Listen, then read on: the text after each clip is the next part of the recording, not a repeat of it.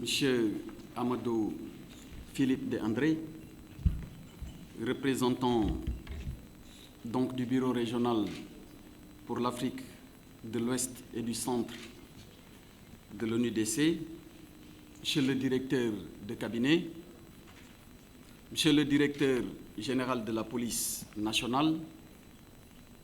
Monsieur le général de brigade commandant la brigade nationale des sapeurs-pompiers, Mesdames, Messieurs les directeurs généraux, honorables délégués représentant les pays membres de la déclaration de Niamey, Mesdames et Messieurs les directeurs et chefs de service, chers partenaires de la déclaration de Niamey, honorables invités en vos grades et qualités, Mesdames et Messieurs, je voudrais, à l'entame de mon propos, souhaiter la bienvenue en terre sénégalaise, terre d'hospitalité ou de teranga, aux différentes délégations représentant les pays et organismes partis à la déclaration de Niamey. Je me réjouis que cette rencontre ait pu se tenir en présentiel avec des participants de haut rang, relevant ainsi la partie stratégique, mais également opérationnelle de cette conférence, troisième du genre, dans le cadre de la déclaration de Niamey. Ceci traduit toute l'importance que les États, mais aussi les partenaires accordent à cette déclaration qui, depuis 2018, est en train de s'imposer comme un référentiel et un mécanisme partenarial central dans la lutte contre le trafic des migrants et de la traite des personnes. Je me plais donc de constater que le taux de présence et la qualité des participants prouvent à suffisance que la déclaration de Niamey a fait du chemin depuis son acte constitutif pris à l'occasion de la réunion ministérielle de coordination de la lutte contre le trafic des migrants et la traite des personnes qui s'était tenue à Niamey le 16 mars 2018. À l'initiative, il faut le rappeler, du Niger qui, à l'époque, assurait le secrétariat du G5 Sahel. En réalité, cette troisième conférence, et vous l'avez rappelé tout à l'heure, cher Philippe, qui était prévue pour se tenir en 2020 à Dakar, a connu un report lié à des difficultés consécutives aux restrictions sanitaires résultant de la survenue de la pandémie à Covid-19. C'est pour moi l'occasion de renouveler devant vous, et très certainement à l'instar des pays ici présents, l'engagement du Sénégal à faire tous les efforts nécessaires pour mettre en œuvre les recommandations de la déclaration de Niamey, mais aussi à contribuer à une meilleure coopération dans les domaines et thématiques couvertes par celle-ci. Cette forte volonté traduit tout l'intérêt que son Excellence, Monsieur le Président de la République, Macky Sall, président en exercice de l'Union africaine, attache à la problématique du trafic illicite de migrants et de la traite des personnes, notamment la nécessité de les combattre sous toutes leurs formes. Ce combat s'impose à nous tous en raison des effets néfastes et dramatiques que ce type de trafic induit au plan économique et social dans le pays. Vous l'avez rappelé, cher Amaury, c'est l'une des raisons pour lesquelles aujourd'hui il y a une nouvelle dimension qui est intégrée et de façon holistique, vous l'avez là aussi rappelé, dans la nouvelle approche qui est mise en œuvre pour prendre en charge correctement ce fléau des temps modernes. Le Sénégal, pour sa part, a très tôt mis en place les dispositifs de riposte. Ainsi, dès 2005, il a intégré dans son arsenal juridique répressif de lourdes sanctions contre les auteurs de trafic de migrants ou d'infractions connexes. Dans le même ordre d'idées, en 2018, il a été créé au sein de la direction de la police de l'air et des frontières, dont je salue ici la présence du directeur, le contrôleur général de police, Mame Seydou Ndour, une division donc spécialisée avec une compétence nationale. Il s'agit bien de la DNLT, la division donc de lutte contre le trafic de migrants et pratiques assimilées. Sans oublier auparavant qu'il avait été créé au ministère de la Justice une cellule nationale de lutte contre la traite des personnes. Mais au-delà de tous ces mécanismes, il a été jugé nécessaire d'aller plus en avant. C'est pour cette raison principalement que son Excellence, Monsieur le Président de la République, Macky Sall, a décidé en décembre 2020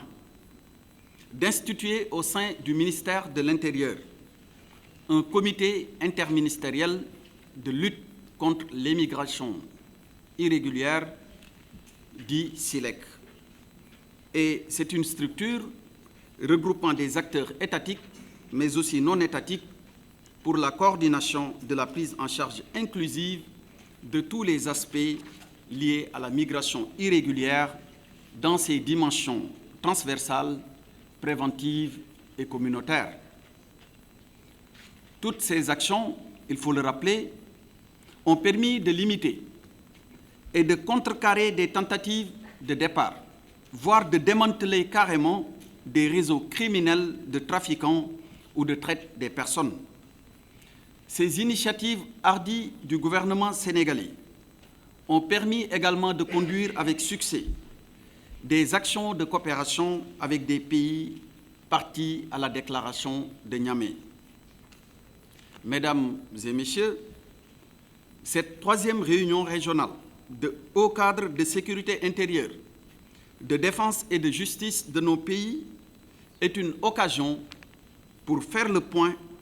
sur les actions déjà réalisées au titre de la déclaration de Niamey,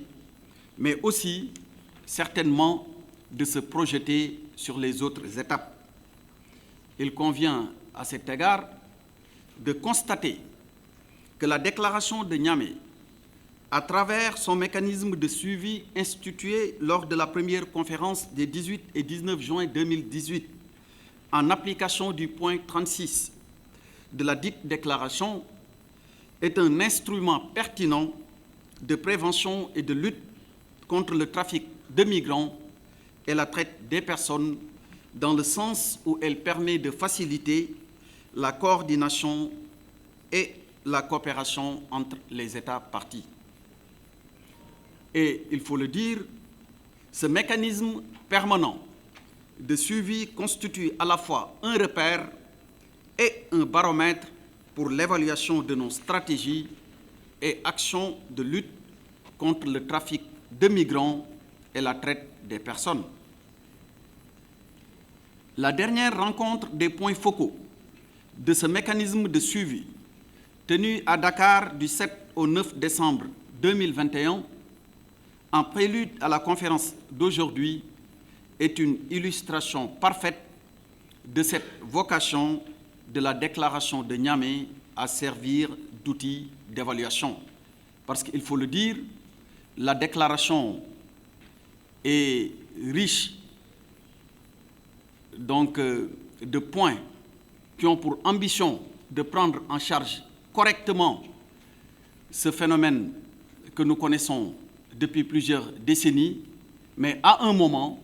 après mise en œuvre de plusieurs années, il faut s'arrêter, évaluer, apprécier pour se projeter sur les prochaines étapes. De plus, ces 6 piliers déclinées à l'origine en 23 recommandations qui ont été reformulées en 21 par la conférence d'Abidjan de 2019, sont inclusifs et englobants car couvrant tous les aspects de la lutte. Mais force est de reconnaître que la majorité des recommandations mises en œuvre relèvent de la prise en charge du problème du trafic des migrants et de la traite des personnes comme criminalité transnationale organisée, nécessitant de la part des États une collaboration dynamique pour aboutir à des résultats significatifs. Vous l'avez ainsi rappelé, cher André, tout à l'heure, à propos, disons, revenant un peu sur le contenu de votre discours. D'ailleurs, au-delà des aspects juridiques et sécuritaires, et notre ami Host aussi l'a indiqué et a insisté sur ce point, il faut des actions qui portent sur le volet socio-économique et politique de la question. Je pense notamment à la promotion des possibilités de migration légale qui permettra de couper court et de court-circuiter les actions délictuelles de groupes criminels. C'est dans ce cadre qu'une task force a été instituée sur instruction de son chef de l'État, le président Macky Sall, au ministère de l'Intérieur. Ainsi, et de façon permanente, des échanges sont organisés pour voir d'abord quels sont les besoins qui se font sentir de part et d'autre de nos différents États et pourvoir aux différents emplois demandés de l'autre côté. Et par la mise en œuvre de la migration circulaire, on peut surveiller, mais sûrement assurer la protection des personnes qui ont pour vocation d'aller travailler et de revenir en toute sécurité, mais dans le respect strict des droits de ces ressortissants de nos pays. Et à ce sujet, je voudrais rappeler que l'action 6 de la dite déclaration, intitulée « Protéger les migrants irréguliers et les victimes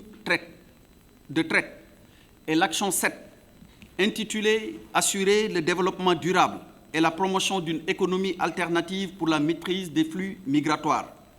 devraient être mieux prises en compte car elles constituent des actions incontournables dans nos stratégies de lutte contre ce phénomène. Excellences, Mesdames et Messieurs, à ce moment précis, je voudrais remercier l'ONUDC et l'Union européenne, ainsi que tous les autres partenaires, pour les multiples actions qui permettent à nos différents services et pays de faire face à ces problématiques liées à la migration irrégulière et à la traite des personnes. Je voudrais enfin terminer mon propos en espérant vivement qu'au sortir de cette conférence, la coopération régionale entre les pays présents à cette rencontre se trouvera renforcée et des recommandations, je n'en doute point, pertinentes en seront issues. En souhaitant plein succès à vos travaux, je déclare ouverte la 3e conférence régionale des directeurs régionaux et hauts commandants des forces de sécurité intérieure et des fonctionnaires de la justice sur la lutte contre le trafic illicite de migrants et la traite des personnes. C'est sur ces mots que je vous remercie de votre bien aimable attention.